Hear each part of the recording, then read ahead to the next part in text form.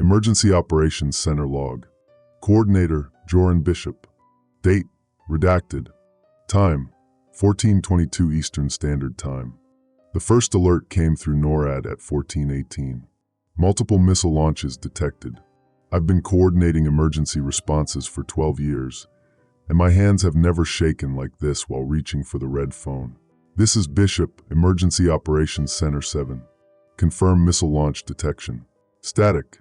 Then, confirmed. Multiple ICBMs airborne. Origin points. Jesus, Bishop, they're coming from everywhere. Protocol dictates I activate the emergency alert system within 60 seconds of confirmation. My team knows their roles. We've drilled this scenario monthly for 5 years, praying we'd never need it.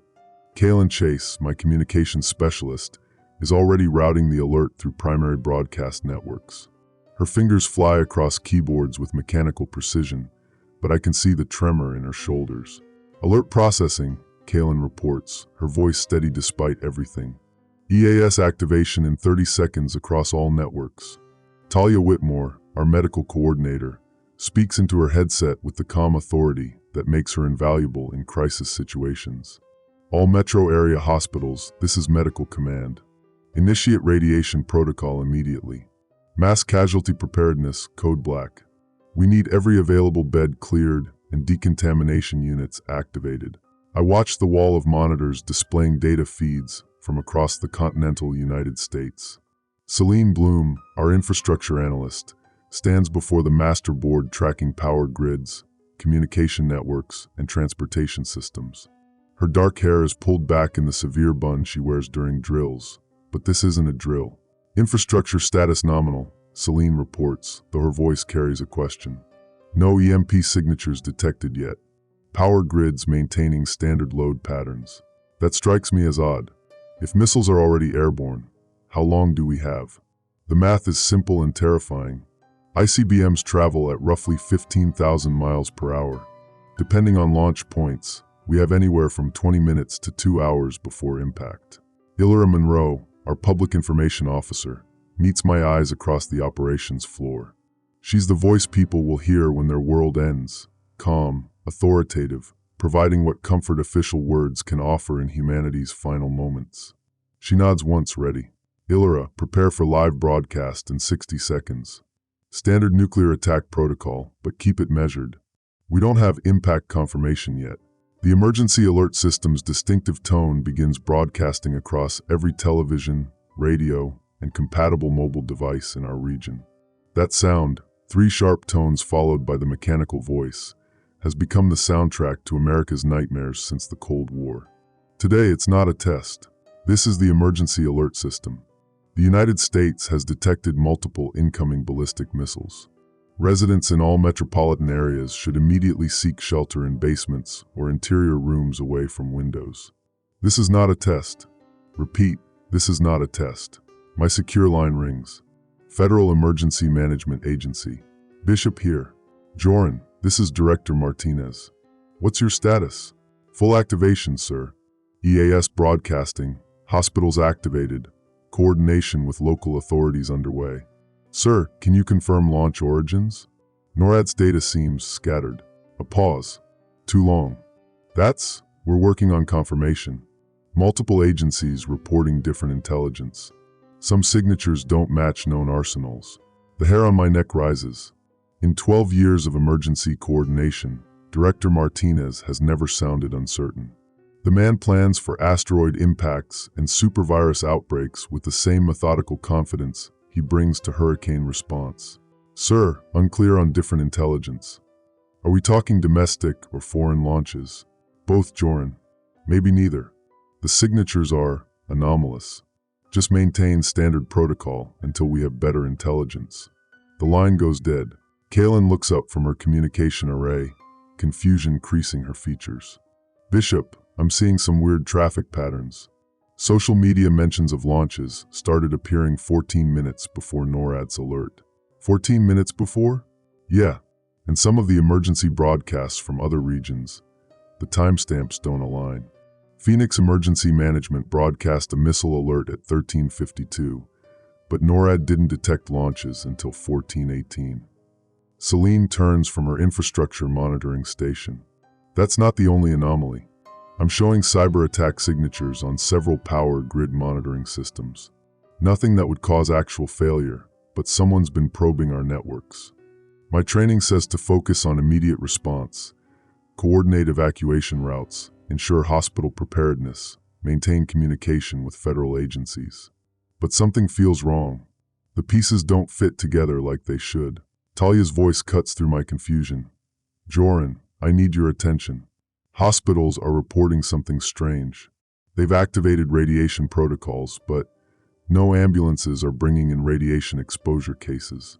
It's been 45 minutes since the first alerts, and if there were actual detonations anywhere in the region, we'd be seeing casualties by now. I checked the master clock, 15:07. 49 minutes since first detection. If missiles had actually reached targets, the wounded should be flooding emergency rooms. The silence from trauma centers is almost more unsettling than air raid sirens would be. Celine, any seismic activity? Nuclear detonations register on earthquake monitors. She shakes her head. Nothing. Geological monitoring shows normal background activity across all networks I can access. Ilira approaches my station, removing her broadcast headset. Joran, I'm getting calls from other regional coordinators. They're all asking the same question. Where are the impacts? We've been broadcasting warnings for nearly an hour, but nobody's reporting actual detonations. The secure line rings again. I grab it, hoping for clarity. Bishop, heavy breathing. Then, in a voice I don't recognize, the launch has never happened, Coordinator Bishop. But the collapse is real. Check your infrastructure analyst's data more carefully.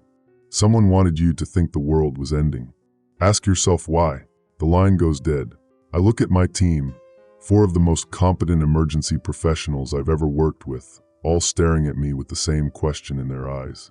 Outside, air raid sirens wail across the city. Millions of people huddle in basements and interior rooms, believing nuclear fire is about to rain down on everything they've ever known. But what if the real attack isn't coming from the sky? Emergency Operations Center log. Coordinator, Joran Bishop. Date, redacted. Time, 16:45 Eastern Standard Time. 2.5 hours since the first alert, and the information landscape has become a battlefield. Every screen in our operations center displays conflicting data, casualty reports that don't match, impact locations that shift with each update, radiation readings that make no scientific sense. Kaylin hasn't left her communication station since the crisis began. Her multiple monitors show a cascade of digital chaos that would be beautiful if it weren't terrifying. Social media feeds scroll past faster than human eyes can follow. Emergency broadcast networks contradict each other every few minutes, and her secure government channels are flooded with what she's calling garbage data. Bishop, we need to talk, she says, pulling off her headset with obvious frustration. The cyber attacks aren't random. Someone's specifically targeting information verification systems. I move to her station, watching lines of code and network traffic that might as well be hieroglyphics to my emergency coordination background. Explain it to me like I'm a fire chief. Every system we use to confirm whether reports are real or fake is being systematically compromised. The National Seismic Network that should show nuclear detonations? Under attack. The Radiation Monitoring Network that should detect fallout? Compromised. The satellite imagery systems that should show mushroom clouds? Offline or feeding us manipulated data. She pulls up a split screen showing 2 different news feeds. Both claim to be live from the same location, downtown Detroit. One shows normal traffic and pedestrians. The other shows emergency vehicles and smoke rising from damaged buildings. Which one is real? I ask. That's the problem. I can't tell. The metadata's been scrubbed, the source authentication is compromised, and both feeds are coming through verified news network infrastructure. Across the operations floor, Talia has commandeered 3 separate phone lines, coordinating with medical facilities across the region. Her normally calm demeanor shows stress fractures, the slight tension in her shoulders, the way she presses her lips together between calls. Joran, this is getting surreal, she calls out, placing one hand over her current call's receiver. I've got hospitals from Detroit to Richmond reporting they're treating mass casualties from nuclear strikes. But when I ask for specific details, Radiation levels, burn patterns, contamination protocols, none of them can provide coherent answers. What do you mean? Memorial Hospital claims they've received 47 radiation exposure cases. But when I asked what their Geiger counters were reading, they said they hadn't actually used any. They were just treating people who said they'd been exposed. That cold feeling in my gut intensifies. Panic casualties? Worse. Coach casualties. I spoke with Dr. Patricia Vance at St. Mary's. We went through residency together.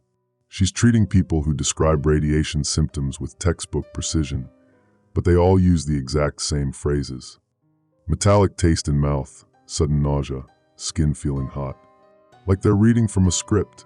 Celine's voice cuts through the operations center's increasingly frantic atmosphere. Infrastructure analysis complete. We've got problems. She's projecting her findings onto the main display wall. A map of the continental United States with various systems highlighted in red, yellow, and green. More red than I'm comfortable with. Power grid anomalies in 47 locations. Not failures, manipulations. Someone's been systematically probing our electrical infrastructure for weeks. Communication networks are showing coordinated stress testing that started 3 days ago. And here's the kicker. She points to clusters of red dots. The areas experiencing the most technical difficulties correspond exactly with the regions reporting the highest nuclear strike casualties. You're saying someone's been planning this. I'm saying someone's been planning this for months. Maybe longer. These aren't random cyber attacks responding to a nuclear crisis. This is a coordinated information warfare operation that's been in development for a significant period. Illyra returns from the broadcast booth, her face pale. As our public information officer, she's been the voice of calm authority for our region, but I can see the strain wearing on her. Being the person who tells millions of people they might die requires a specific kind of mental resilience. The federal coordination is breaking down, she reports. I've got different agencies giving me contradictory information every 15 minutes. FEMA says to maintain nuclear attack protocols. Homeland Security says to prepare for cyber attack response. The CDC is recommending mass evacuation procedures, but the Department of Transportation is saying all evacuation routes are compromised. She pulls up her tablet, showing a timeline of federal communications. Look at this. At 1523, FEMA issued a statement saying 3 major cities had been struck. At 1541, the same FEMA office issued a statement saying no strikes had been confirmed. At 1612, they issued a third statement saying the previous 2 statements were unauthorized and should be ignored. Who's making these statements? That's the problem. All 3 came from verified FEMA accounts, using proper authentication protocols, signed by officials who definitely exist. But when I called to confirm, each official claimed they only sent one of the 3 statements. My secure line rings. I'm almost afraid to answer it at this point. Bishop, Joran, this is Director Martinez again. I need you to cease all communications with other regional centers immediately. Sir, that's against protocol. Interagency coordination is essential during. The protocols are compromised, Joran. We have reason to believe someone has been using our emergency communication networks to spread disinformation. Until we can verify which channels are secure, you're to operate in isolation mode. Director, with respect, how do I know this call is secure? A pause. You don't. That's the problem. The line goes dead, leaving me staring at a phone that might as well be a weapon pointed at my head. Kaylin's voice breaks through my shock. Bishop, you need to see this. I found something in the message traffic analysis. She's highlighting time stamps on her screen. Hundreds of them, all slightly out of sequence. Remember how social media started reporting launches before NORAD detected them? I've been tracking backward through the data. Some of these emergency reports were uploaded to social media platforms 47 minutes before the first official detection. System clock errors?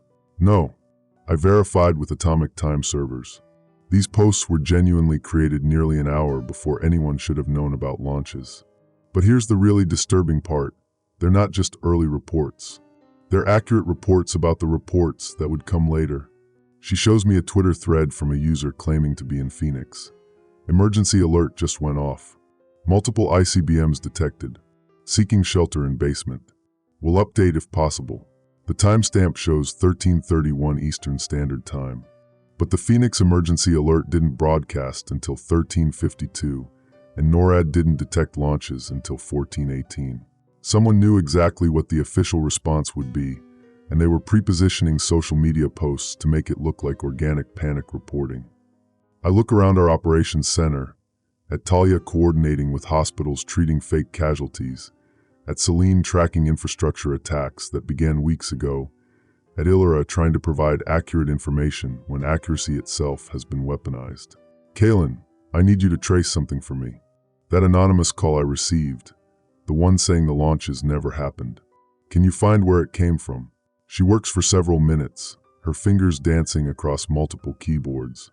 I can trace it to a relay point, but, Joran, this is weird. The call was routed through our own emergency communication infrastructure. Someone with access to our systems made that call. Someone inside our network? Someone inside our network with administrative access to the emergency communication protocols who knew exactly when and how to reach you. I stand in the center of our operations floor, surrounded by the most sophisticated emergency coordination technology in the world, and I realize we're flying blind. Every piece of information we receive could be true, false, or engineered. Every decision we make could be playing into someone else's plan. Outside, sirens continue to wail across the city. Millions of people remain in shelters, waiting for nuclear fire that may never come. But something else is happening, something that might be worse than nuclear war. Someone is using our fear of annihilation to accomplish something else entirely. The question is, what? Emergency Coordination Log, Sector 7. Timestamp, 6:42 and 15 seconds Eastern Standard Time Day, 1 hour 6 post alert. Operator, J. Bishop, Emergency Coordination Director. The coffee in my thermos has gone cold, but I keep drinking it anyway. 6 hours since the first alerts, and nothing adds up. The fluorescent lights overhead flicker with each power surge. Celine keeps muttering about grid instabilities that don't match any EMP signature she's ever studied. Joran, you need to see this. Kaylin's voice carries across our makeshift command center, set up in the sub-basement of the federal building after we evacuated the main emergency operations center. Her workstation is a chaos of cables, laptops, and communication equipment salvaged from 3 different agencies. I push back from my desk, stepping over the thick emergency power cables snaking across the concrete floor. The air smells of ozone and burning electronics, a scent that's become our constant companion since the power grid started its stuttering dance between life and death. What do you have? Kaylin points to her primary monitor, where she's overlaid satellite imagery with radiation detection data. Look at Detroit. Official reports show a ground burst, massive casualties, radiation plume extending 40 miles northeast. The satellite image shows a city shrouded in smoke and darkness. But something feels wrong about the picture. Too clean, too symmetrical. Now look at this. She switches to a different feed. Independent radiation monitoring from the University of Michigan, uploaded to their servers 20 minutes ago. The Geiger counter readings are barely above background levels. Equipment malfunction? I ask, though I already know what she's going to say. Third independent source. Same results. Kaylin pulls up another data stream. Hospital networks show no radiation casualties. Trauma injuries, yes, car accidents from the evacuation panic, heart attacks from stress, but 0 radiation exposure cases. Talia looks up from her medical coordination station, where she's been managing supply distribution to regional hospitals. That matches what I'm seeing. Every hospital within 200 miles of supposed impact sites has requested potassium iodide and radiation treatment supplies, but none are reporting actual radiation patients. Could be too early for symptoms? I suggest, though even as I say it, the timeline doesn't work. Acute radiation sickness from a ground burst would show symptoms within hours. Not for the reported yield sizes, Talia says. We should be seeing immediate casualties by now. Celine emerges from behind her infrastructure analysis setup, 3 monitors showing power grid status, telecommunications networks, and transportation systems. Her usually pristine blazer is wrinkled, and she's pulled her dark hair back in a messy ponytail. The power grid anomalies don't match EMP damage patterns either. EMP creates random failures across semiconductor-based systems, What I'm seeing is systematic, specific nodes targeted for maximum cascade failure. She gestures to her central monitor, which displays a map of the eastern seaboard with power stations marked in different colors. Look at this sequence.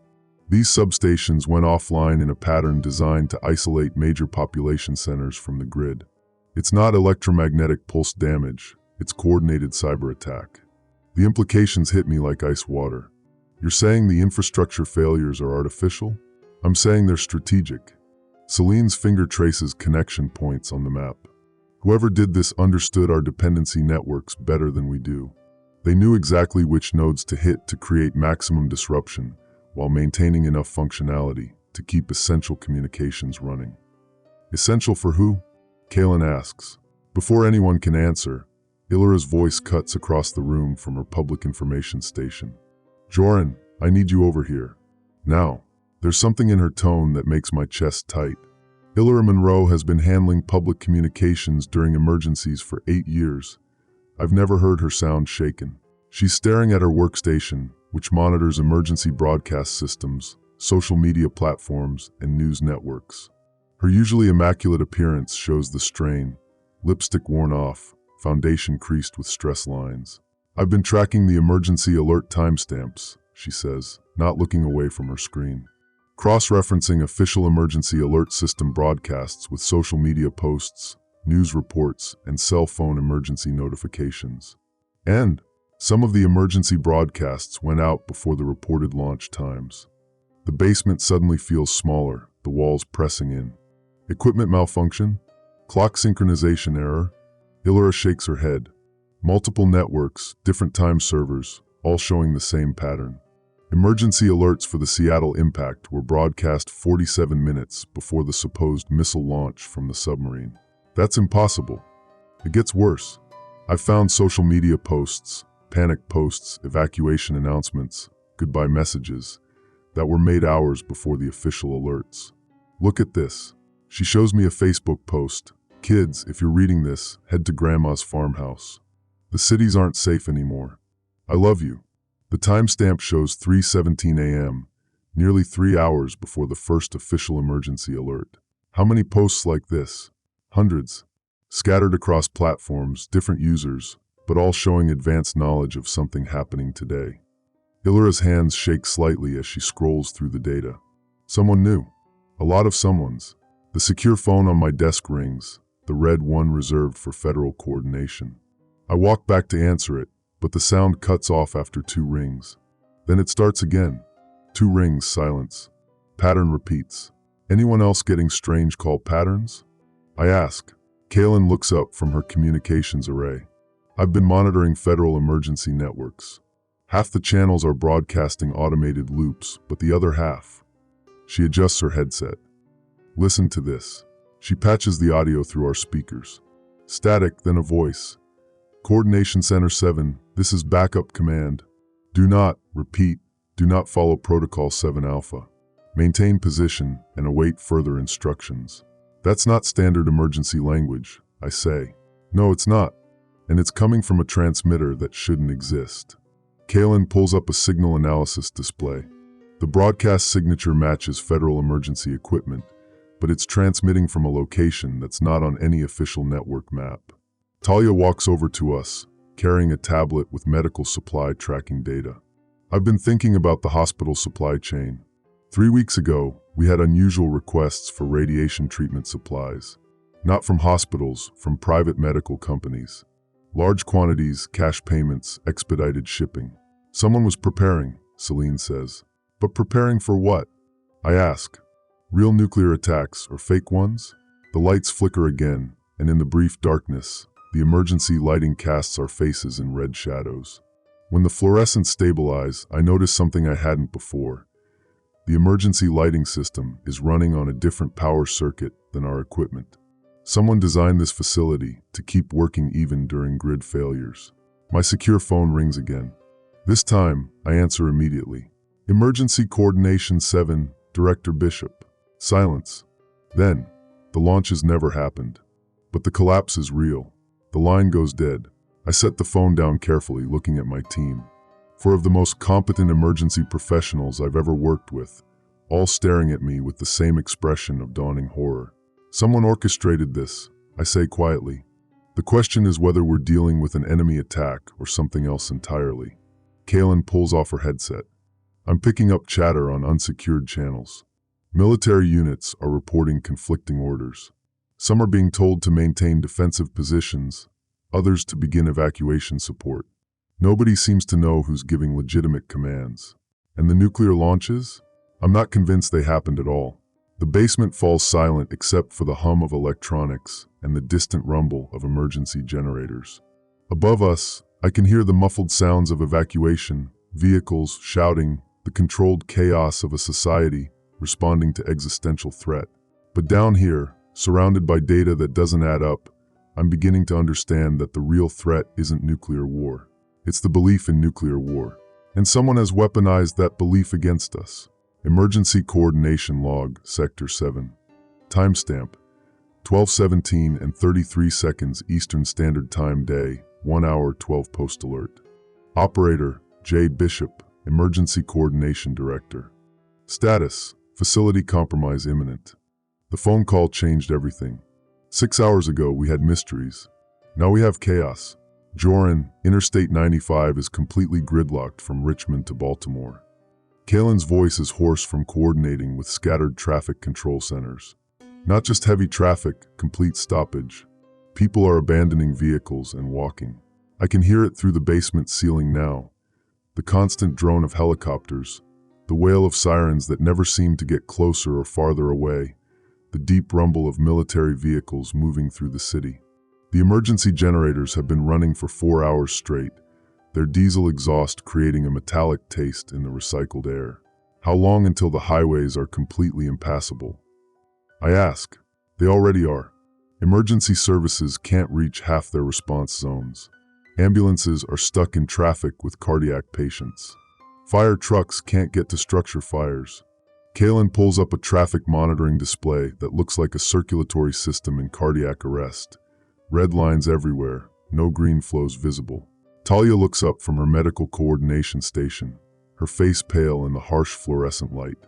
Hospitals are reporting critical supply shortages.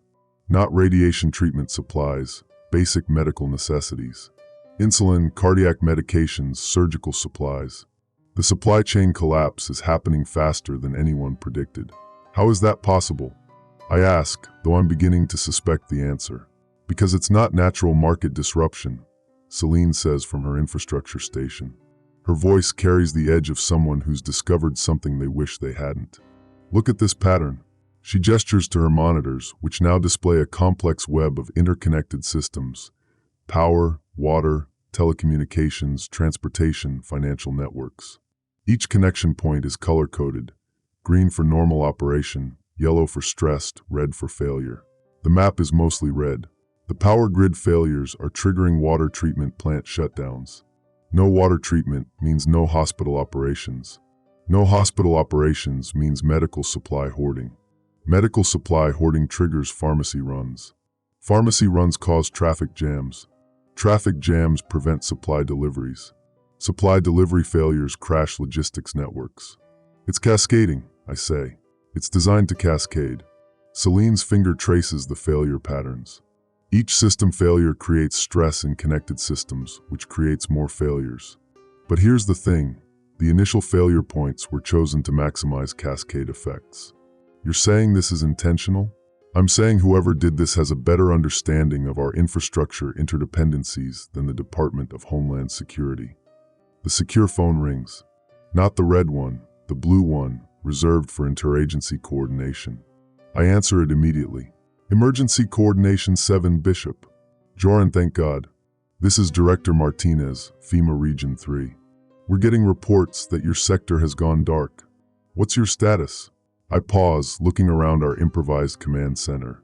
We're not dark. We're operating with skeleton equipment on emergency power, but we're functional. We're operational, Director. Reduced capacity but maintaining emergency coordination. That's not what our networks are showing. According to our systems, Sector 7 went offline 40 minutes ago.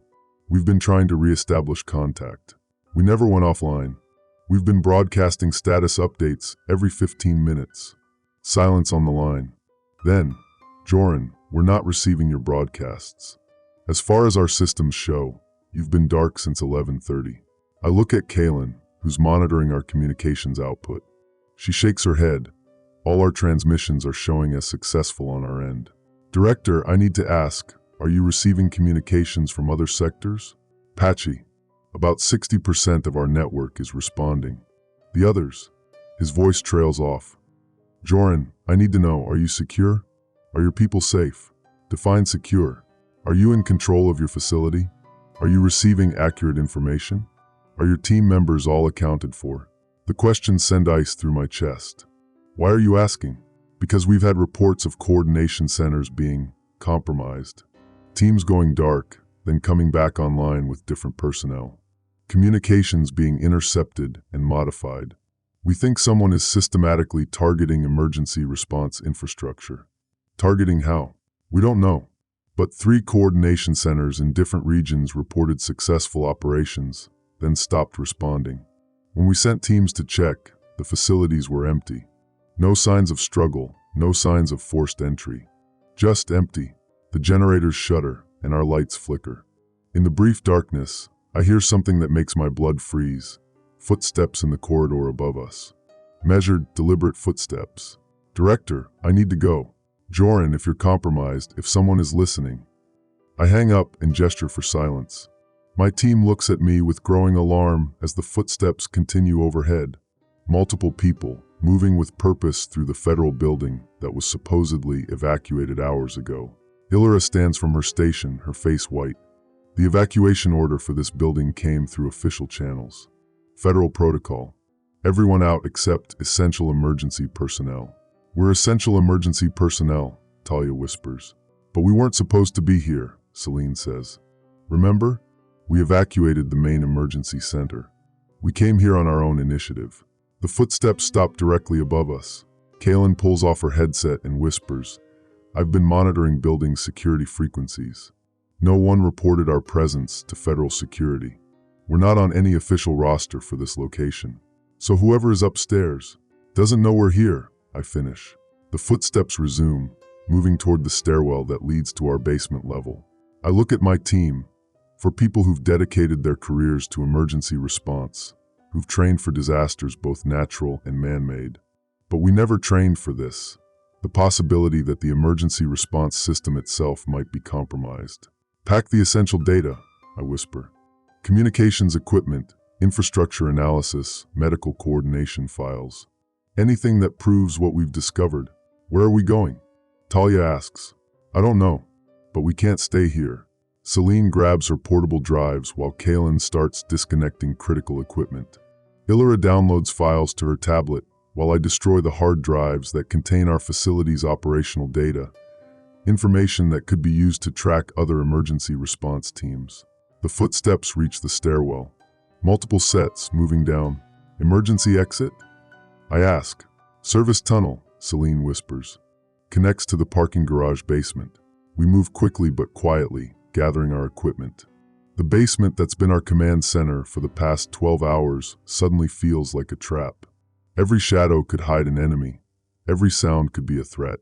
As we prepare to leave, I take one last look at our improvised command center. 12 hours ago, this felt like the nerve center of emergency response. Now I realize it was always an illusion. We were never in control, never truly coordinating anything. We were just watching the system collapse according to someone else's plan. The footsteps reach our level. Through the thin walls, I can hear muffled voices. Professional, calm, organized. Facility is secure. No personnel present. Equipment appears to have been abandoned during standard evacuation procedures. Understood. Initiate Phase 2 protocols. What about the data logs? Standard procedure. Collect everything, analyze offsite. We need to understand what they discovered. My team exchanges glances. Someone is taking over our facility, and they're following a predetermined protocol. This isn't random violence or foreign invasion. This is systematic replacement of emergency response infrastructure. We slip out through the service tunnel as the voices fade behind us. The parking garage is dark, lit only by emergency lighting that casts everything in red shadows. Our footsteps echo off concrete walls as we make our way to the emergency vehicles. Where do we go now? Kalen asks. Somewhere they can't predict, I say. Somewhere outside the system. Because I finally understand what we're facing. The nuclear launches may or may not have been real. But the collapse of emergency response infrastructure is absolutely real, and it's happening according to a plan. Someone is systematically dismantling America's ability to respond to disasters. And they're using our own fear of nuclear war as cover to do it. The question is, are we the only ones who know? Emergency Coordination Log, Day 1, Hour 18 to 24. Primary Coordinator, Joran Bishop. Status, critical, facility evacuation imminent. The backup generators died at 1847 hours. Celine's voice crackled through the failing intercom system. Primary powered grid node 7 alpha is completely dark. This isn't EMP damage. Someone manually severed the trunk lines. I stared at the emergency status board, watching red lights multiply like cancer cells. In 18 hours, we'd gone from coordinated response to complete system blindness. The secure phone lines that connected us to FEMA, Pentagon, CDC, all silent for the past 3 hours. Sir? Kalen's headset dangled around her neck, useless plastic and wire. The satellite uplinks are jammed, but not by atmospheric interference. Someone's broadcasting white noise on our emergency frequencies. Through the reinforced windows of the coordination center, I could see the city burning. Not from nuclear strikes. There had been no mushroom clouds, no blinding flashes. Just the slow-motion decomposition of civilization as supply chains snapped, transportation networks seized, and 24 million people realized their government couldn't tell them if they were going to die. Talia, status report. My voice sounded steadier than I felt. She looked up from her medical coordination station, her usually pristine uniform stained with coffee and exhaustion. Regional hospitals report 0 radiation casualties. 0. But trauma admissions are up 400%. Vehicular accidents from evacuation attempts, cardiac events from panic, violence from resource competition. Violence. 3 pharmacies hit for potassium iodide that won't help against non-existent radiation. 2 grocery stores stripped bare. Someone shot a family trying to siphon gas because they thought it might be contaminated. Her voice broke slightly. Joran, we're treating the symptoms of nuclear war without the actual nuclear war. The irony would have been amusing if it wasn't killing people. Illyra burst through the security door, her press badge hanging askew. They cut me off mid-broadcast. Federal override on all networks, except I never authorized any federal override. Who issued it? That's the problem. The override codes are legitimate, but they're not coming from any known federal facility. I traced the signal source. She held up a tablet showing a transmission map. It's coming from a server farm in Virginia that officially doesn't exist. The pieces clicked together with horrible clarity. The timeline inconsistencies Kalen had found. The infrastructure failures that matched cyber attack patterns rather than EMP damage. The medical preparations for a nuclear response that never came. The systematic undermining of communication networks. Someone wanted us to believe we were under nuclear attack, I said slowly. But why? Celine's voice came from the doorway. She was carrying a duffel bag and her face was grim. Because the belief is enough. Look outside. Society is collapsing exactly as if we'd actually been hit. Panic creates the same end result as the bombs themselves. Before I could respond, the building's emergency klaxon began blaring. The evacuation signal. Sir! The security chief's voice boomed over the intercom. Unconfirmed reports of incoming missiles targeting government facilities. All personnel must evacuate immediately. This is not a drill. Unconfirmed by whom? I grabbed the intercom mic. Chief Morrison, what's your source on this? Static answered me. Kalen was already pulling backup drives from the communication servers. Joran, those unconfirmed reports are coming from the same phantom sources that have been feeding us bad intel all day. We're being systematically isolated, Celine said, shouldering her bag. First they cut our communications, then our power. Now they're forcing us to abandon our position. The klaxon continued its mechanical screaming. Through the reinforced glass, I could see other emergency personnel evacuating the building. Some ran. Others walked with the measured pace of people who had given up trying to understand what was happening. We have maybe 5 minutes before security forces us out, I said. Grab everything: logs, communications intercepts, power grid analysis, medical reports. If someone is orchestrating this collapse from inside our own systems. They've been planning this for months, Illyra interrupted, staring at her tablet. I just accessed some archived data before the network went dark. Joran, look at this. The screen showed a timeline of seemingly unrelated events. Retirements of key infrastructure officials, transfers of emergency response personnel, updates to emergency broadcast systems, changes in supply chain management protocols. Jesus, Talia whispered. Someone has been systematically replacing people in critical positions. Not replacing, Kaelin said, pulling the last drive from her station. Converting. Look at the pattern. Every single change happened after the personnel attended the same emergency preparedness seminars over the past 8 months. The building shook slightly, not from an explosion, from the rumble of heavy vehicles surrounding the facility. Time's up, Celine said. Whatever's happening, we're not going to stop it from here. I took one last look at the coordination center that had been my command post for 6 years of natural disasters, terrorist threats, and infrastructure emergencies. None of those had prepared me for this. The enemy that looked like incompetence, panic that served someone's agenda, and the horrible realization that our emergency response system hadn't failed. It had been murdered. Move out, I ordered. But we're not going to the official evacuation sites. Sir? Think about it. 18 hours ago, someone triggered a coordinated attack on American infrastructure using the fear of nuclear war as cover. They've systematically compromised our communication networks, forced us out of our command posts, and isolated us from any federal coordination. I grabbed my go bag and emergency radio. Whoever did this knows exactly where the official evacuation sites are. As we filed out of the coordination center, Kaelin grabbed my arm. Joran, I managed to copy one more transmission before the networks went dark. You need to hear this. She played an audio file through her portable speaker. The voice was calm, professional, unmistakably American. Phoenix Command, this is Architect 7.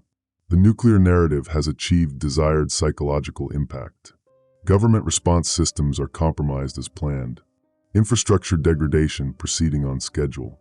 Recommend proceeding to Phase 2, consolidation. The recording ended as we reached the stairwell.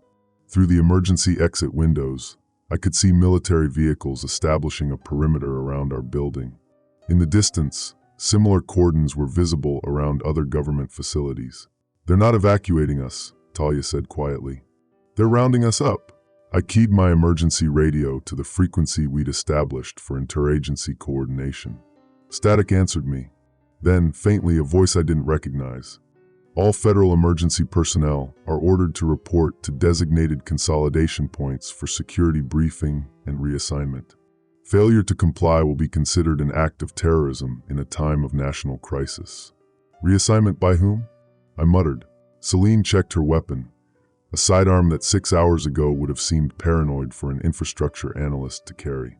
By whoever just won a bloodless coup using our own emergency protocols against us. As we reached the ground floor, I made the hardest decision of my career. Instead of following evacuation procedures I'd helped write, instead of reporting to authorities I'd served for 15 years, I led my team toward the service exit and the uncertain darkness beyond. Behind us, the Emergency Coordination Center, the heart of our regional disaster response capability, went dark and silent. The old protocols were dead. Whatever came next, we'd have to write the rules as we went. The point of no return wasn't a nuclear launch or an enemy invasion. It was the moment we realized our own government's emergency response had been weaponized against us, and we were now the emergency. Field log, day 2 to 3. Location, improvised shelter, abandoned metro maintenance tunnel. Coordinator, Joran Bishop. Status, operational outside chain of command. The maintenance tunnel smells like rust, standing water, and 30 years of urban decay. But it has concrete walls 3 feet thick, independent ventilation through utility shafts, and most importantly, it doesn't exist on any federal facility database. Communication array is functional, Kaelin reported, adjusting the improvised antenna we'd rigged from stolen copper wire and salvaged electronics. I'm picking up scattered emergency transmissions from across the region. I hunched over our makeshift command station, a folding table, 2 laptops running on car batteries, and a collection of handheld radios we'd requisitioned from an abandoned electronics store. 48 hours ago, I commanded a multi-million-dollar emergency coordination center.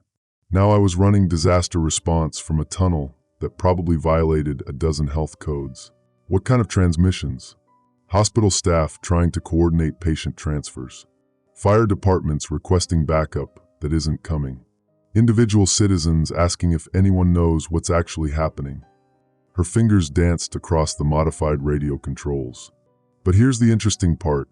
I'm also intercepting official channels that claim to be coordinating federal response. Celine looked up from her laptop, where she'd been mapping infrastructure damage reports. Official how? Right call signs, proper encryption, correct protocols.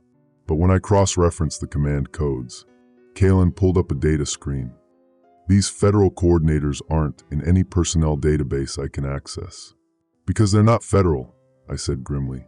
They're whoever staged this coup, using our own communication protocols to coordinate the next phase. Talia emerged from the tunnel's deeper recesses, where she'd established a makeshift medical station. Her hands were stained with antiseptic and something that looked suspiciously like blood. 3 more casualties, she reported. A family that tried to reach the official evacuation center downtown. They were turned away at gunpoint, told the facility was at capacity for security processing. Security processing? That's what the soldiers said. But get this, the father recognized one of the guards. Guy he'd worked with for 5 years at the Department of Energy. Except according to his badge, he was now Homeland Consolidation Authority.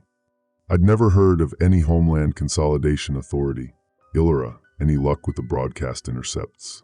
Our former public information officer was crouched near the tunnel entrance, monitoring a collection of devices that would make a conspiracy theorist weep with joy.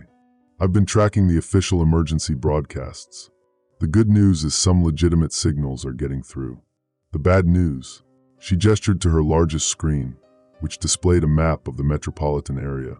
Red zones marked areas under evacuation orders, yellow zones were security quarantine, and green zones were labeled provisional safe areas. Notice anything odd about the pattern? I studied the map. The red zones covered the wealthiest suburbs, major transportation hubs, and key infrastructure nodes. The green zones were concentrated around industrial areas, government facilities, and corporate headquarters. Celine finished my thought.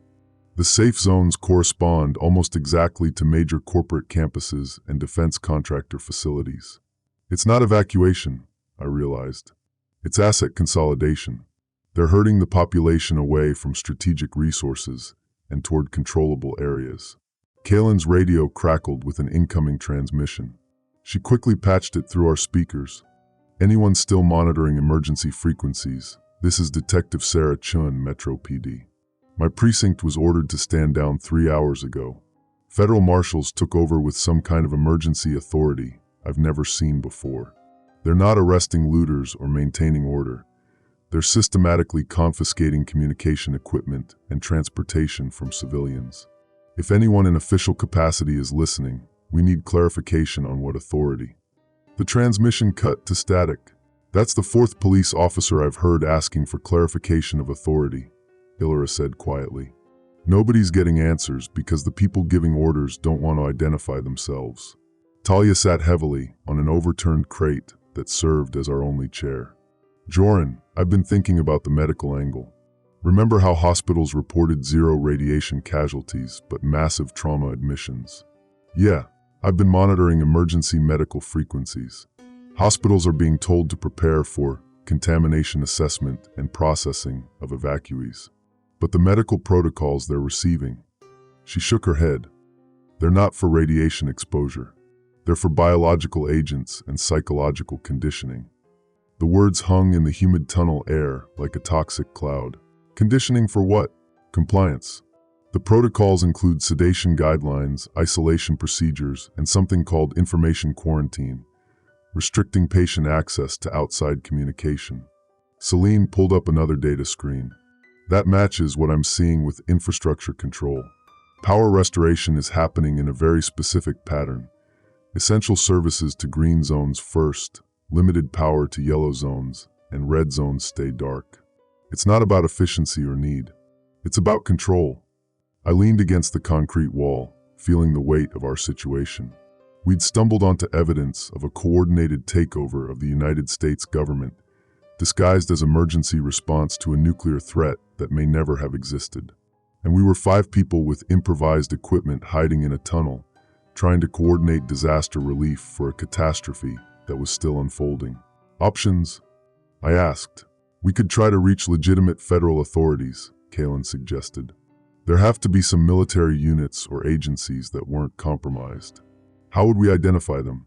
Anyone could claim to be legitimate. We could go public, Iller offered. I still have contacts in media.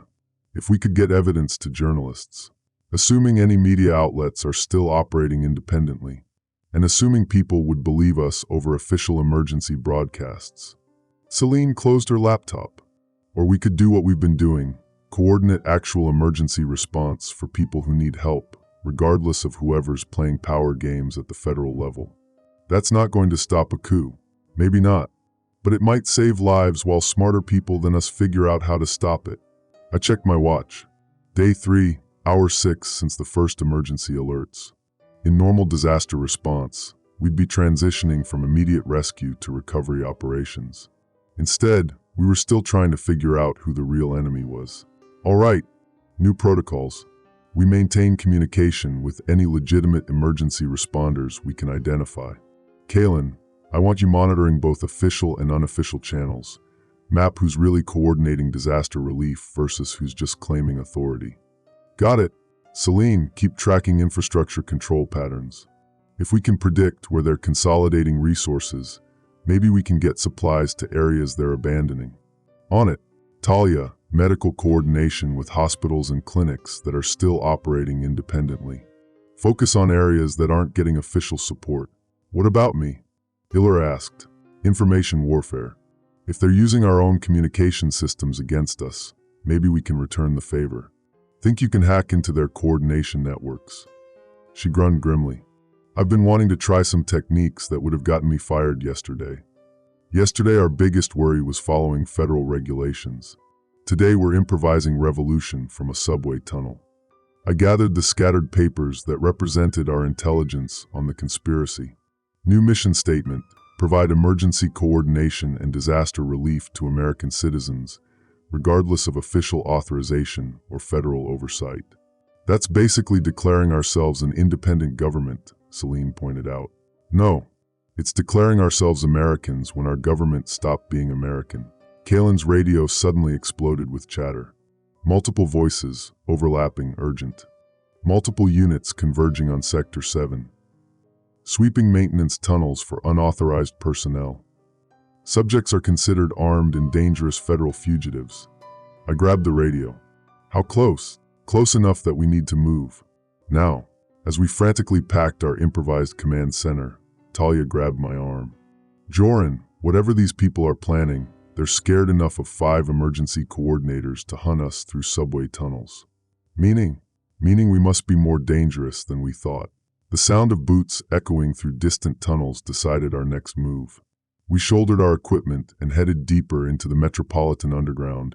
5 federal employees turned insurgents, carrying the last independent disaster relief operation in our backpacks. Behind us, flashlight beams cut through the darkness where our first improvised command post had been.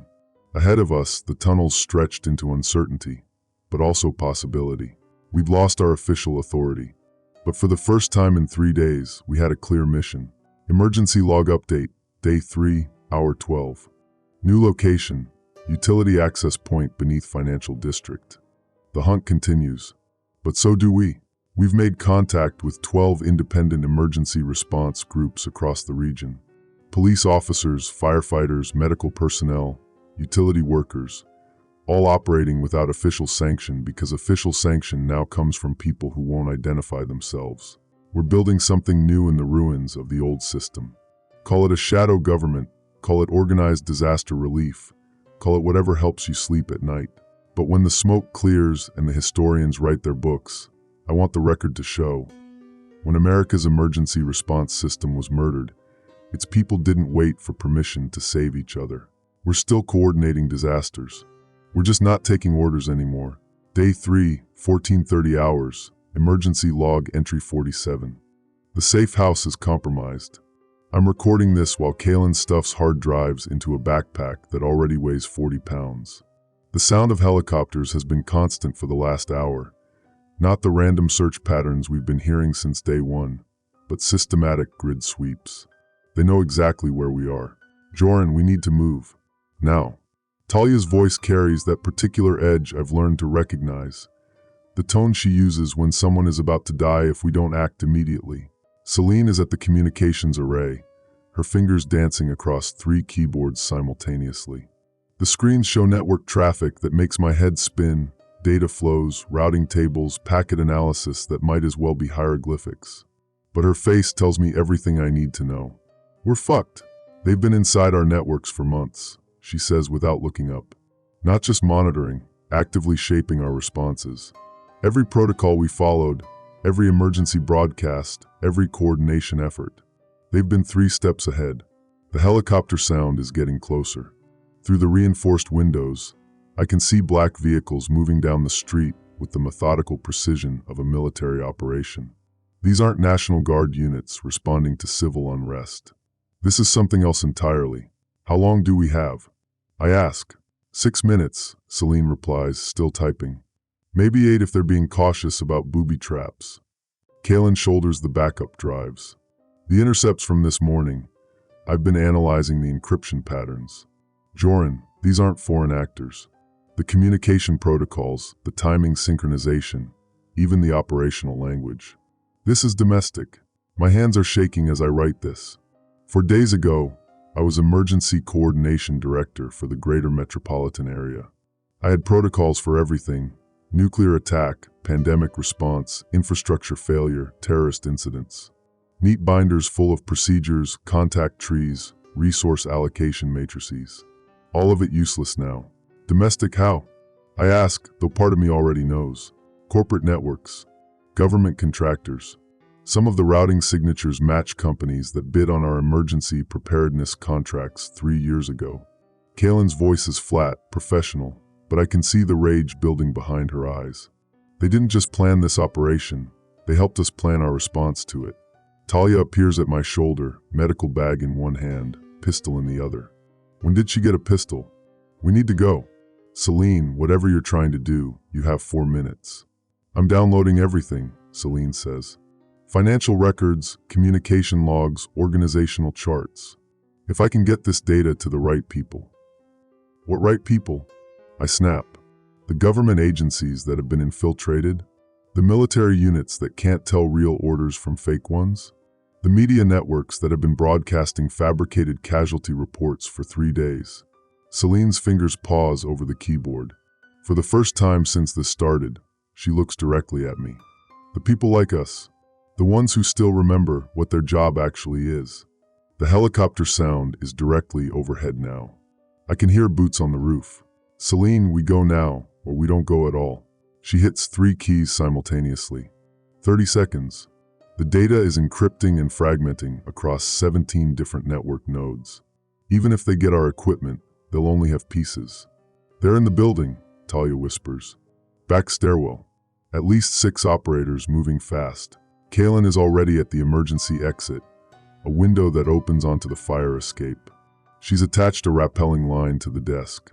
Celine, move your ass. 20 seconds. I can hear voices in the hallway. Professional, calm, coordinated. Secondary exit covered. Maintain communication silence. Subjects are considered armed and dangerous. Subjects, not suspects, not persons of interest. Subjects, 15 seconds. The voices are at our door. I hear the soft scrape of tools against the lock mechanism. These people are very good at what they do. Celine, done. She leaps from the chair, grabs her jacket, and runs for the window. Kaylin goes first, fast roping down the fire escape. Talia follows, her medical bag bouncing against her back.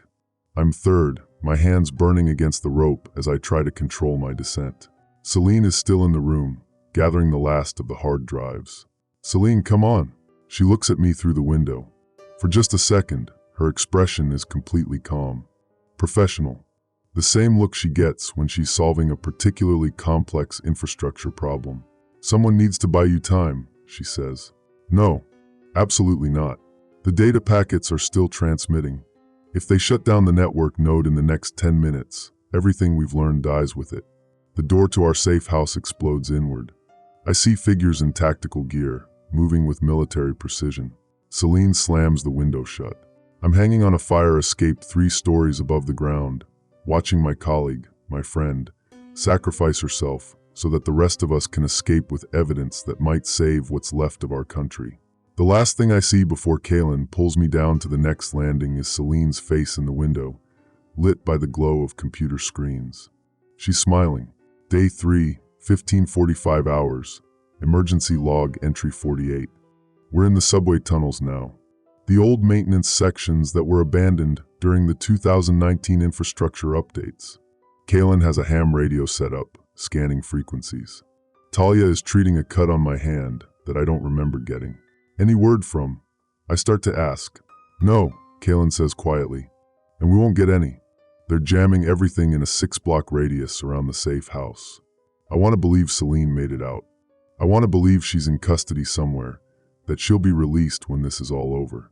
But I know better. The people who orchestrated this, who spent years positioning themselves to collapse the United States government using the fear of nuclear war, they don't leave loose ends. Talia finishes bandaging my hand. The data she transmitted, did it get through? Kaylin adjusts the radio frequency. Some of it, maybe half. The network nodes she was using went dark about 20 minutes ago, but the packets had already begun propagating. It's out there, scattered across the internet like broken glass. Is it enough? It has to be. Day 3, 18:20 hours, emergency log entry 49. The ham radio finally picked up something. A transmission from someone calling themselves Patriot Network Alpha. At first, I thought it was more disinformation, another false flag operation designed to muddy the waters. But they knew details. Specific details about infrastructure vulnerabilities that only someone with Celine's level of access could have discovered. Details about the financial transactions that preceded the nuclear launches. Details about the communication protocols used to coordinate the systematic collapse of our emergency response systems. Celine's data packets made it through. There are others, Kaylin says, monitoring multiple frequencies. Scattered groups, all using fragments of the same intelligence. Engineers, emergency coordinators, military communications specialists. People who know what normal looks like and can recognize when it's been artificially disrupted. For the first time in 4 days, I feel something other than despair. Not hope, exactly, but something. Illyra, I say into the radio. Illyra, if you're monitoring this frequency, we're alive. We have the data. We know who did this. Static. Then faintly, Joran? Jesus Christ, Joran, where are you? Safe. For now. What's your status? I'm at the backup broadcast facility, the one we used for the 2021 hurricane coverage. It's not much, but it's off the grid. I've been trying to reach any legitimate government authority, but there isn't any, I interrupt. Not anymore. The people who did this, they didn't just plan the collapse. They planned the response to the collapse. Every agency, every protocol, every backup system, it's all been compromised. Long pause. Then, so what do? I look at Kaylin and Talia. My team. What's left of it? 3 people with government ID badges that don't mean anything anymore, sitting in an abandoned subway tunnel, trying to figure out how to put a country back together. We build new protocols, I say, from the ground up, with people we trust, people who remember what the job actually is. Talia nods. The emergency response network is dead, but the emergencies are still happening. People still need help, coordination, leadership. We start small, Kaylin adds. Local communities, neighborhood networks. Build up from there, using the data Celine died to give us. Died. The word hangs in the air like smoke. She knew, I say quietly. She knew exactly what this would cost. And she did it anyway. The radio crackles. Illyra's voice. Joran, I'm picking up multiple signals.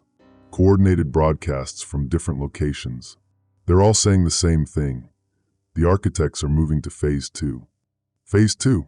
Consolidation. They're establishing emergency provisional authority in major metropolitan areas. Military law, but not real military. Corporate security forces with government backing. They're calling it restoration of order. I close my eyes. The old protocols are dead. The old government is dead. The old country is dead. But we're still here. And we still remember what our job is. Illyra, how long can you maintain broadcast capability? Maybe 12 hours. After that, they'll triangulate my position. Then we have 12 hours to tell everyone what we know. 12 hours to make sure Celine's sacrifice means something. What are you going to tell them? I think about the emergency protocols I've spent my career perfecting. About the careful procedures designed to maintain order during chaos. About the institutional frameworks that were supposed to protect us from exactly this kind of attack. All of it failed, not because the protocols were wrong, but because the people we trusted to implement them were working for the other side. I'm going to tell them the truth, I say, that the emergency isn't over. It's just beginning, and that if we're going to survive it, we need to build something new. Something they can't anticipate, can't infiltrate, can't control. And if they come for us, I look around the tunnel, at the concrete walls marked with decades of graffiti, at the old emergency lighting that still works because nobody thought it was worth sabotaging, at the infrastructure that's been forgotten, abandoned, written off as obsolete. Then we disappear, I say. We go underground. We use the systems they don't know about, the networks they can't map, the protocols they can't predict. We become the emergency response system they can't shut down. The radio hisses with static. Then clearly, copy that, Emergency Coordinator Bishop. Patriot Network Alpha is standing by for instructions. I smile in the darkness. They can kill our people. They can destroy our institutions. They can collapse our government and crash our economy and turn our own emergency systems against us. But they can't kill the idea that someone somewhere needs to be ready to help when everything goes wrong. This is Emergency Coordinator Joran Bishop, I say into the radio. All stations, all frequencies. We are initiating new protocols, effective immediately. The architects think they've won. They have no idea what they've actually done. They've created a new kind of emergency responder. One that doesn't need government authorization, corporate backing, or institutional support. One that only needs to remember what the job actually is. And we remember. Day 4, 6:15 hours, emergency log entry 52. Celine's final gift keeps giving. Kaylin has been working through the night, reconstructing the data fragments that scattered across the network before our safe house was compromised. What we're seeing is beyond anything I imagined in my worst-case scenario planning. This wasn't terrorism. This wasn't even war in any conventional sense. This was a corporate acquisition of an entire country. Look at this, Kaylin says, pointing to a financial flowchart that covers her entire laptop screen. Prescott Meridian Holdings. Ever heard of them? I shake my head. Talia looks up from her medical supplies inventory. She's been cataloging what we have left, preparing for the worst. Private equity firm. Officially, they manage infrastructure investments for pension funds. Unofficially, Kaylin clicks through a series of shell company documents. They own pieces of everything. Power grid maintenance contracts, emergency communication system upgrades, hospital supply chain management, even the companies that manufacture the equipment I used to use for emergency broadcasts. How is that possible? 20 years of deregulation, privatization of government services, competitive bidding processes that somehow always went to the lowest bidder, who happened to be owned by subsidiaries of Prescott Meridian. Talia stops counting medical supplies. Are you saying they've been planning this for 20 years? I'm saying they've been positioning themselves for 20 years. Creating dependencies, building backdoors, placing people in key positions. Kaylin opens another file. Remember Director Harrison? My old boss at Emergency Communications? He left 6 months ago for a consulting position with Meridian Strategic Solutions. My blood runs cold. Harrison had access to every emergency protocol in the metropolitan area. He helped write half of them, and Deputy Commissioner Walsh from Metro Police? She's been pushing for public-private partnerships in emergency response for 3 years. Guess who her biggest consulting client is? Prescott Meridian, I say. Bingo. And it gets worse. Remember the Emergency Preparedness Act of 2019?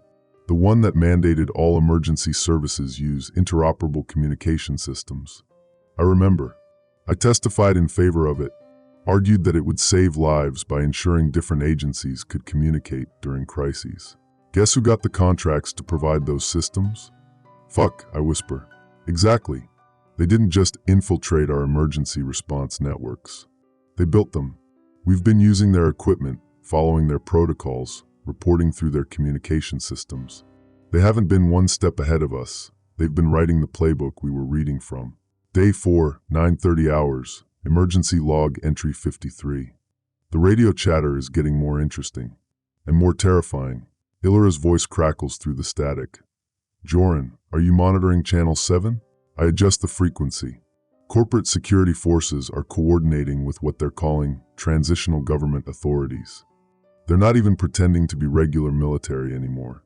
Patriot Network Alpha, this is temporary command authority. You are ordered to report to designated processing centers for security verification and work assignment. Work assignment, like we're cattle being sorted for slaughter. Kaylin, please tell me you have more good news about our corporate overlords. She's deep in another data file, her face lit by the glow of spreadsheets and organizational charts. Actually, I do. They made a mistake. Several mistakes. How so? They're efficient. Too efficient. Look at this. She shows me a timeline of infrastructure failures. Power grid failures in Detroit, communications blackouts in Denver, water system contamination in Phoenix. All happening within the same 6-hour window, all involving companies with Prescott Meridian connections. That's coordinated. That's not a mistake. It is when you're trying to make it look like random cascade failures from nuclear EMP. Real EMP damage would be chaotic, unpredictable. This is too clean. Too organized. Anyone with infrastructure experience can see the pattern. Talia looks up from her medical supplies. What about the hospitals? The casualty reports. That's another mistake. The medical supply chain disruptions started 3 weeks before the supposed nuclear launches. Hospitals were receiving contaminated saline solutions, defective equipment, pharmaceuticals with compromised batch numbers. But only at hospitals in specific metropolitan areas. They were sabotaging medical response in advance. Right, but they kept records. Invoices, shipping manifests, quality control reports. It's all in Celine's data dump. Proof that the medical system was being systematically weakened before the emergency even started. I'm starting to understand what Celine meant when she talked about building something they couldn't predict. These people are efficient, but they're also bureaucratic. They document everything. They follow procedures. They think like corporate executives because that's what they are. What else? Personnel records. They've been placing people in key positions for years, but they had to document it for their own internal coordination. Performance reviews, salary adjustments, promotion recommendations. All of it cross-referenced with their operational timeline. Kaylin pulls up another file. Look at this. Emergency Management Agency, Southwest Regional Office. 15 key positions filled in the last 2 years. All candidates came from consulting firms or private companies with Prescott Meridian connections. So they have a list. They have a list. Names, positions, qualifications, security clearances, personal information. Everyone who's been working for them, either knowingly or unknowingly. And now we have the list too. We have the list. But more importantly, we have the financial records. Bank accounts, payment schedules, expense reports. We know who's been getting paid, how much and when. Day 4, 13:45 hours, emergency log entry 54. The breakthrough came when Kaylin cross-referenced the personnel records with the emergency response failures. We're not just looking at infiltration, we're looking at active sabotage from the inside. Remember the evacuation order for the Richmond district? Kaylin asks. The one that sent 30,000 people directly into the path of the supposed radiation plume? The order came from emergency management. Deputy Director Collins authorized it based on meteorological data from the National Weather Service. Collins has been receiving monthly payments from Meridian Strategic Solutions for the past 18 months. And the meteorological data? It came from a weather modeling company that's owned by Prescott Meridian. The scope of this is staggering. They didn't just plan to collapse the government, they planned to control the collapse. Route the panic. direct the chaos, channel the fear into exactly the response they wanted. Joran, Talia says quietly, the medical supplies I've been inventorying. Some of these medications have batch numbers that match the contaminated supplies in the data files. Which means, either we accidentally grabbed contaminated medical supplies when we evacuated, or someone wanted us to have them. A chill runs down my spine. You think they're tracking us through the medical supplies? I think they're tracking us through everything. The ham radio equipment, the emergency food rations, the communications gear we salvaged from the emergency center. All of it could have been pre-positioned. Kaylin looks up from her laptop. The safe house where we lost Celine. I've been wondering how they found us so quickly. And it's not on any of the emergency backup facility lists. I checked. Officially, it doesn't exist. But it's in the Prescott Meridian real estate database. They own the safe house. They own the safe house. They probably owned all of our safe houses. They've been managing emergency preparedness contracts for the past 5 years. They know every backup facility, every emergency cache, every evacuation route. I close my eyes and try to think. If they control the emergency infrastructure, if they know our protocols, if they've been tracking us from the beginning, we need to get off the grid completely. I say, no more emergency equipment, no more official procedures, no more anything that could have been provided by their contractors. How? We use the stuff they don't know about, the systems that were in place before they started their takeover, the abandoned infrastructure, the obsolete equipment, the protocols that were replaced by their improved versions. Talia gathers her medical supplies. We need to warn people, the emergency responders who are still trying to help, the communities that are still following official evacuation orders. How do we warn them? They've compromised the communication systems. Kaylin is already packing her laptop. We use their own network against them. Celine's data included access codes, encryption keys, network addresses. We can broadcast on their internal communication channels. Won't they know it's us? They'll know someone is broadcasting. But if we're careful about how we do it, we can make it look like it's coming from one of their own people. Create confusion in their ranks. Day 4, 17:20 hours, emergency log entry 55. Illyra's voice comes through the radio, clearer than it's been in hours. Joran, I'm in position at the broadcast facility. Ready to transmit when you are. Copy that. Kaylin, are you ready? Ready. I'm using Director Harrison's access codes to get into the Prescott Meridian internal network. If this works, we can broadcast directly to their operational commanders. And if it doesn't work, then we'll have maybe 30 seconds before they trace the signal and send a kill team to Illyra's location. I look at Talia. She nods. We've all accepted that we're probably not going to survive this. But maybe we can survive it long enough to make it matter. Do it. Kaylin's fingers fly across the keyboard. On her screen, I can see network connections establishing, security protocols being bypassed, access being granted to systems that should be impossible to penetrate. I'm in. Illyra, you're live in 5 seconds. This is Emergency Public Information Officer Illyra Monroe, broadcasting on Priority Channel Alpha. I have critical information regarding ongoing emergency operations. Her voice is steady, professional, authoritative. The same tone she used for hurricane warnings and amber alerts. All personnel be advised. Emergency response operations have been compromised by domestic corporate actors. Repeat, emergency response operations have been compromised by domestic corporate actors. Prescott Meridian Holdings and associated entities have systematically infiltrated federal, state, and local emergency management agencies. On Kaylin's screen, I can see network traffic spiking. Someone is listening. The nuclear launches reported on day 0 were fabricated. No nuclear weapons were deployed against United States territory. The infrastructure failures, medical supply contamination, and communication breakdowns are the result of coordinated sabotage designed to create societal collapse. Joran, Kaylin whispers. They're trying to cut the transmission. How much time do we have? Maybe 2 minutes. Illyra, speed it up. Financial records, personnel files, and operational documents are being distributed through multiple networks. Personnel compromised by Prescott Meridian operations include. She starts reading names. Dozens of names. People in positions of authority who have been working, knowingly or unknowingly, to destroy the emergency response systems they were supposed to protect. 1 minute, Kalen says. Emergency responders and civilian population do not comply with evacuation orders from compromised personnel. Do not report to designated processing centers. Do not surrender emergency supplies to transitional government authorities.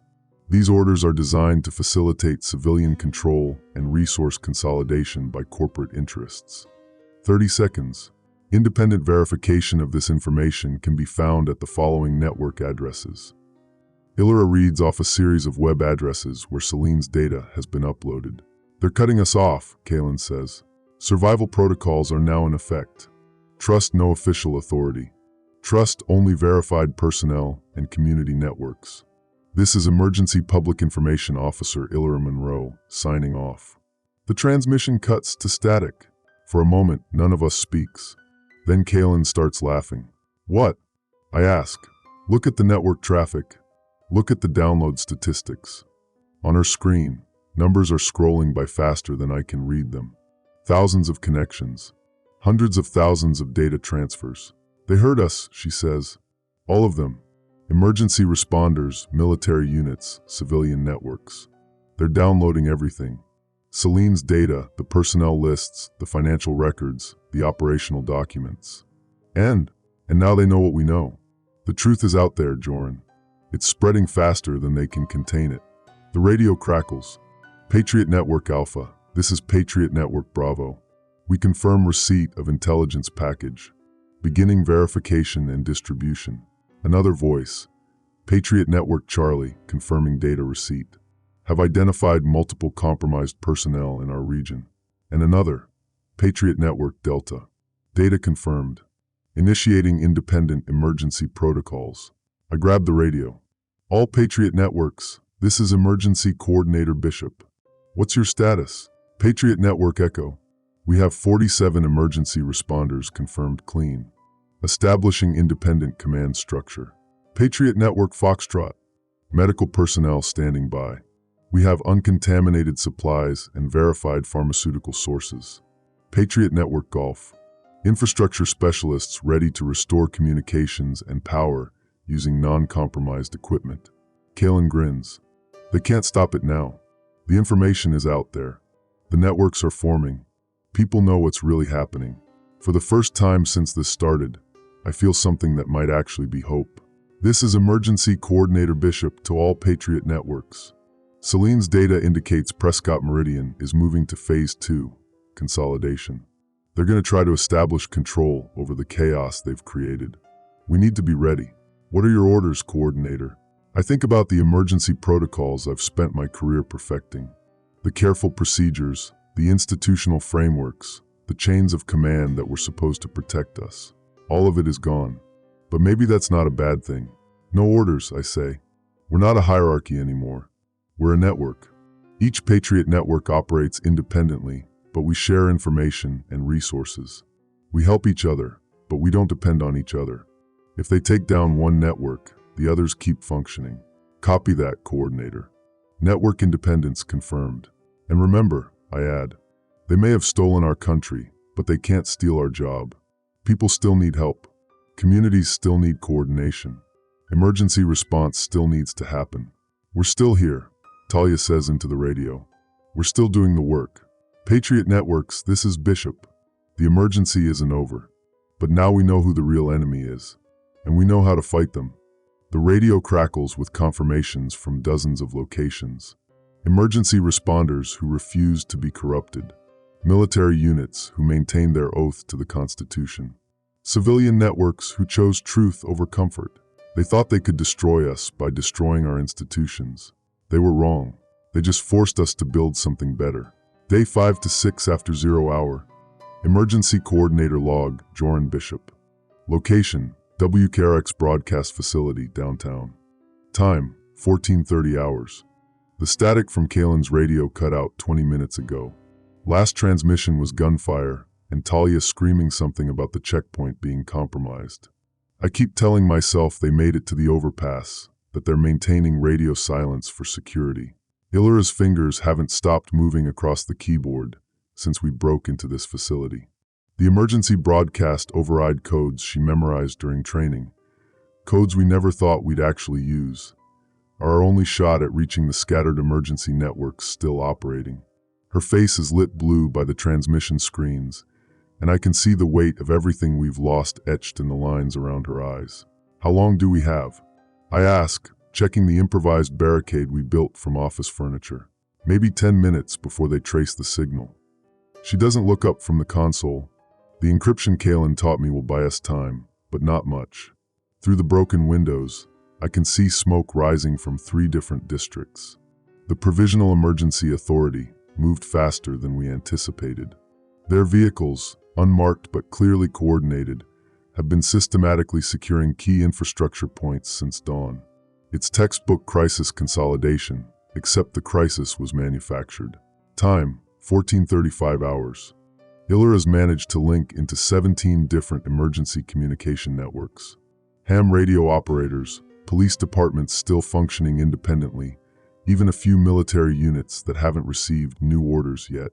The evidence files Celine died protecting are loaded and ready for transmission. Joran. Ilira's voice is steady, but I know her well enough to hear the tremor underneath. There's something else in the intercepts Kalen pulled. Something we missed. She shows me the screen.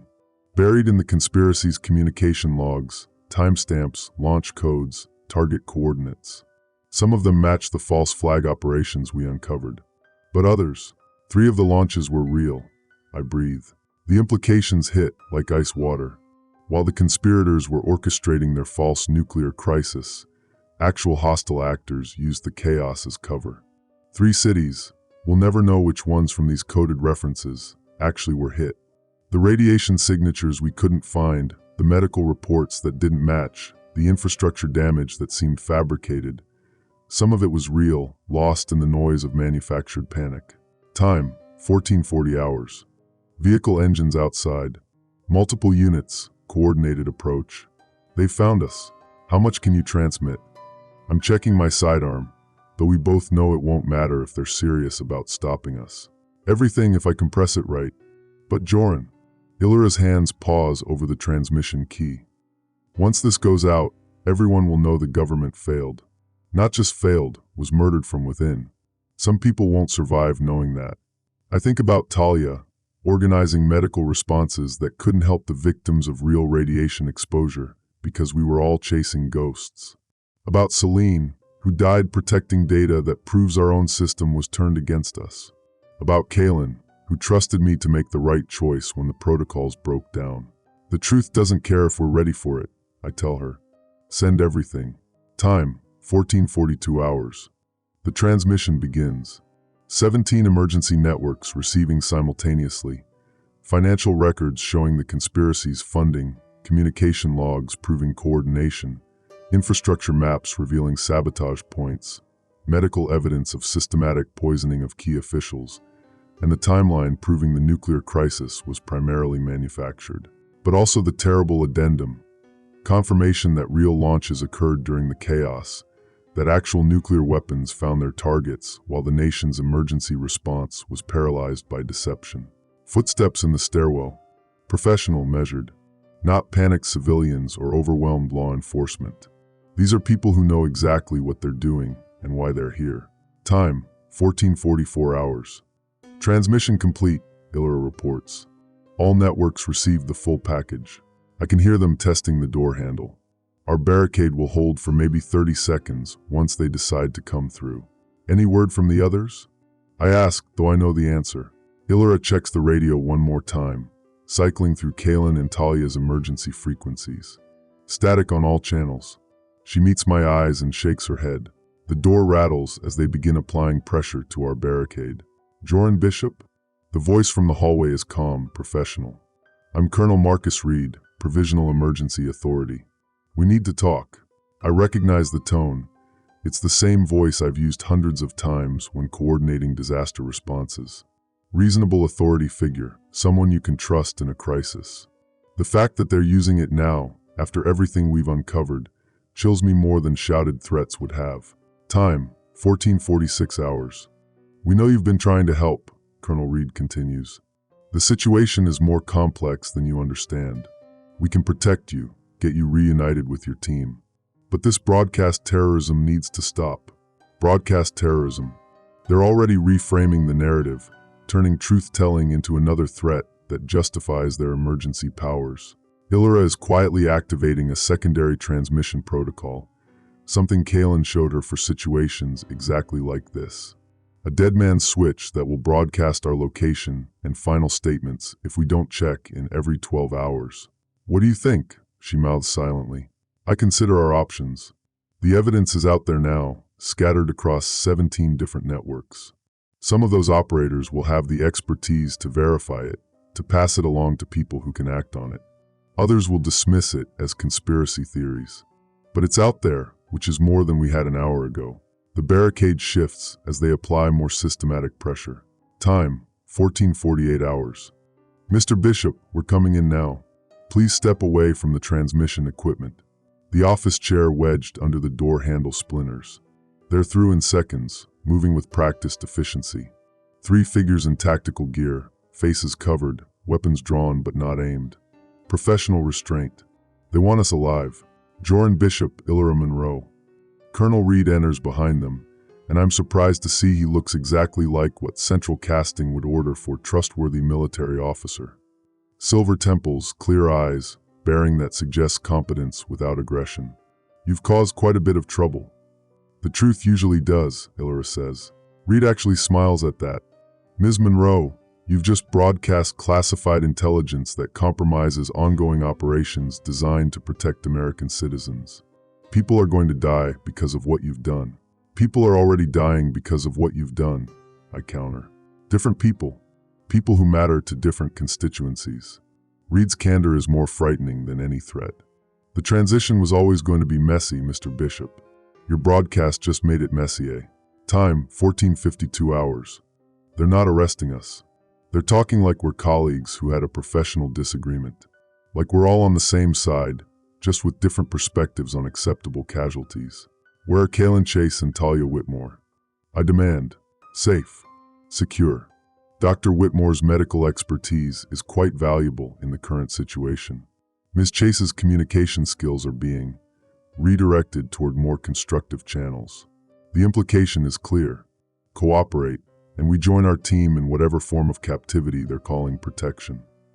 Refuse, and we become examples of what happens to people who interfere with the new emergency protocols. Illyra catches my eye and taps her watch. The dead man's switch is active.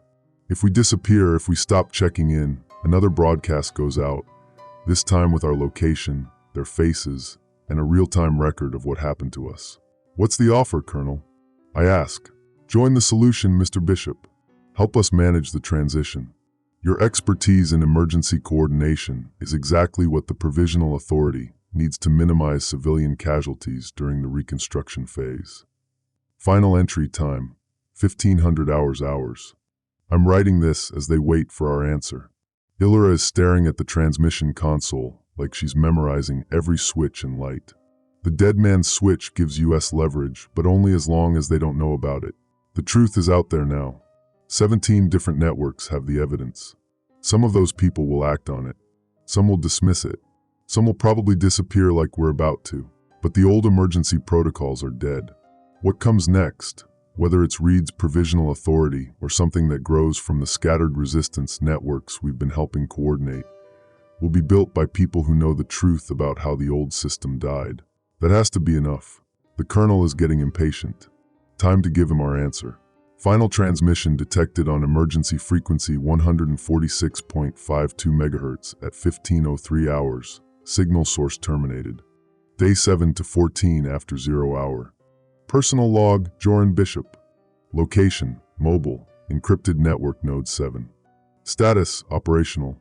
Day 7 to 6:30 hours. I'm alive. That's the first thing anyone reading this needs to know.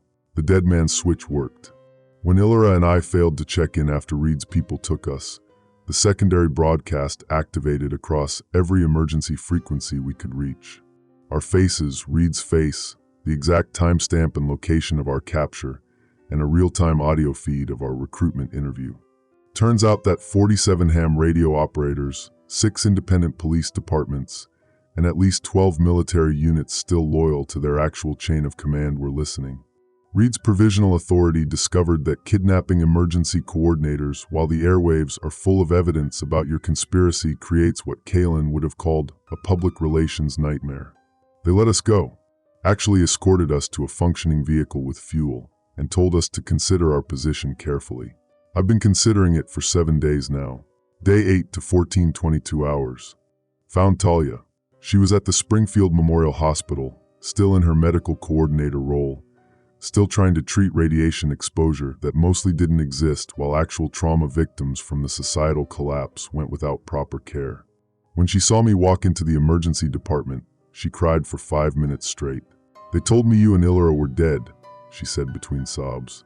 "They said Kalin was being held for debriefing, but that I could help save lives by continuing my work." She'd been treating everything: panic attacks, injuries from riots, dehydration from people hiding in basements, heart attacks from stress. The actual radiation cases were a handful of military personnel who'd been at the 3 sites that got genuinely hit. She'd been keeping them alive with improvised treatments while the entire medical supply chain had been systematically disrupted. "How many?" I asked. "Real radiation exposure? Maybe 30 cases total. Mass hysteria and societal collapse casualties." She gestured at the packed emergency room. I stopped counting at 300. Day 9 to 9, 15 hours. The provisional authority is consolidating power faster than expected, but not everywhere. The broadcast evidence created fractures in their support network. Some of the people they'd positioned in key roles had genuinely believed they were participating in legitimate emergency response. Learning they'd been used as pawns in a planned collapse, several of them switched sides. We're receiving scattered reports through the emergency networks. Portland's Provisional Authority commander publicly resigned and turned over evidence to Oregon National Guard units. The financial disruption protocols were reversed in 3 major cities when banking officials refused to continue the emergency stabilization measures. Infrastructure repair crews in Texas ignored shutdown orders and restored power to 2 counties. But other reports are darker. Phoenix went completely dark 6 days ago. No communications in or out. The Provisional Authority there declared full emergency protocols and established a perimeter. We don't know what that means for the 1.7 million people inside. Day 10 to 16, 45 hours. Contact from Kalin. The message came through an encrypted channel she must have set up weeks ago, routed through servers I don't even want to know about. Text only, but it's definitely her voice. "Jay, still breathing. Saw your broadcast. They had me in a communication coordination facility outside DC. Fancy name for propaganda headquarters. Making me write scripts about foreign cyber attacks and coordinated nuclear terrorism. Told them where they could stick their scripts. Currently hiding in infrastructure tunnels with about 30 other non-cooperative specialists. We've been maintaining independent communication networks. Your evidence helped us identify which officials are legitimate versus compromised. We'll try to reach you soon. Tell T her medical protocols saved my ass. I got radiation exposure from the DC area hit. Real one, not the fake shit. Stay mobile. K." So Kalin was at one of the 3 real impact sites. The fact that she's alive means the radiation wasn't as severe as it could have been, but she's been exposed. Talia immediately started calculating treatment protocols from our mobile medical supplies. Day 11 to 21:30 hours. We're not the only ones. Tonight's ham radio check-in connected us with 43 different emergency coordination groups operating independently of the Provisional Authority. Some are former government personnel who refused cooperation. Others are civilian groups that formed spontaneously when their local governments collapsed or were compromised. The network is calling itself the Constitutional Emergency Response Coalition. Not particularly catchy, but it gets the point across. We're coordinating disaster relief, infrastructure repair, and information sharing without the centralized authority that failed us. Most importantly, we're maintaining the evidence. Every group has copies of the conspiracy documentation. Even if they eliminate some of us, the truth stays in circulation. Talia made a dark observation tonight. We're practicing disaster medicine on a national scale. Except the disaster isn't natural, it's governmental auto-amputation. Day 12 to 11:20 hours. The Provisional Authority made a mistake today. They released a statement claiming that terrorist broadcasts had interfered with their emergency response capabilities and that anyone maintaining unauthorized communication networks was guilty of information warfare against disaster relief efforts. The problem is that our networks are providing better disaster relief than their centralized system. We've coordinated medical supply deliveries to 6 hospitals, restored communications to 14 isolated communities, and provided more accurate information about actual threats than any official source. When you declare war on people who are demonstrably helping while you're demonstrably making things worse, you lose credibility fast. 3 more Provisional Authority regions declared independence from the central coordination today. The conspiracy is eating itself. Day 13 to 8 o'clock hours. Reunion. Kaylin found us at the mobile communication hub we'd established in an abandoned fire station. She looks like hell. Radiation sickness has left her thin and shaky, but her eyes are still sharp and her fingers still fly over communication equipment like she was born to it. The good news, she said after Talia finished examining her, is that I was only exposed to fallout from the Washington hit. Real radiation, but not direct blast exposure. The bad news is that there were definitely 3 genuine nuclear detonations: Washington, Houston, and Los Angeles. Small warheads, probably tactical nukes, but real. She'd spent her captivity analyzing the conspiracy's communication intercepts from the inside. The picture that emerged was even more complex than we'd understood. Foreign actors definitely took advantage of the chaos, she explained. But they weren't working with the domestic conspiracy. 2 separate operations running simultaneously. The conspirators thought they were orchestrating a fake nuclear crisis. The actual hostile actors used their fake crisis as cover for real attacks. So we had a manufactured collapse designed to enable domestic power consolidation, actual nuclear terrorism taking advantage of the confusion, and the complete breakdown of systems that might have prevented either threat. Clusterfuck doesn't begin to cover it, Kaylin concluded. Day 14 to 15:30 hours. New protocols.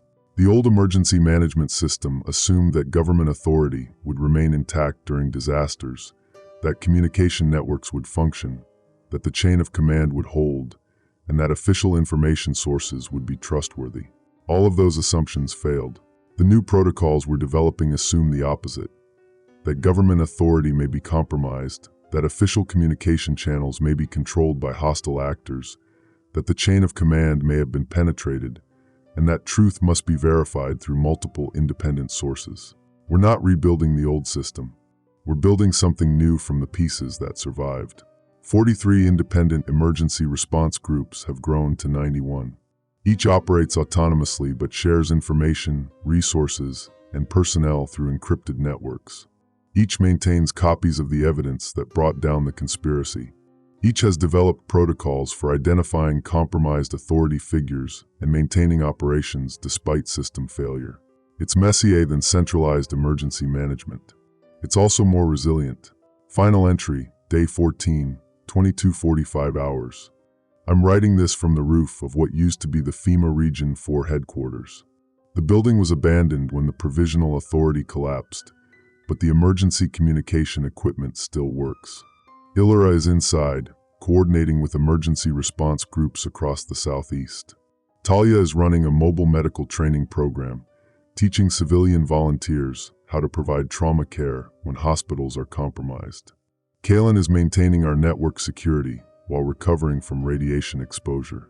We lost the old world. The government we trusted, the systems we relied on, the assumption that our institutions would protect us. All of it died in the space of a week. Some of it was murdered by conspiracy. Some of it was killed by foreign attack. Most of it just collapsed under the weight of its own complexity when the stress became too great. But we're still here. The emergency coordinators, the medical personnel, the communication specialists, the infrastructure experts, the people who actually make civilization work day to day. We're still here, and we're building something new.